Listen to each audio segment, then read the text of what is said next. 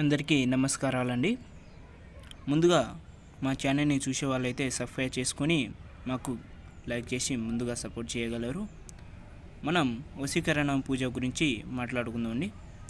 వశీకరణ పూజ అనేది ఫోటోల ద్వారా కానీ పేర్ల ద్వారా కానీ అనేది కొన్ని రకాలమైనతో సమస్యతో ఉన్న వాళ్ళకు వశీకరణ పూజ అనేది చేస్తామండి. అలా కాకుండా మనకు వశీకరణలో 5 రకాల పూజలు ఉంటాయండి.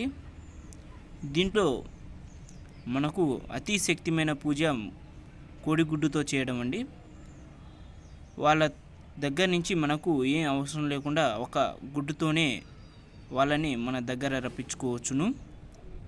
ఇది 100% గ్యారంటీ అండి. కావాల్సిన వారు గురుగారికి సంప్రదించగలరు. ఇది 3 రోజుల్లోనే 100% రిజల్ట్ అనేది చూపిస్తుందండి. మనకు ఒక రోజులోనే మార్పు అనేది కూడా